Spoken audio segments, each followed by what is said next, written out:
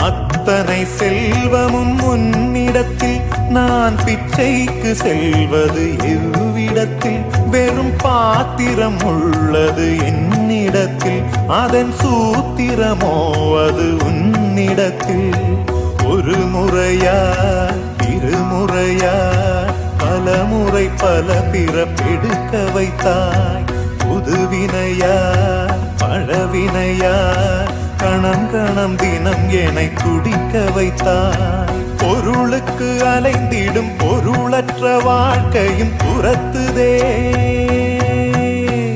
உன் அருள் அருள் அருள் என்று அலைகின்ற மனம் இன்று பிதற்றுதே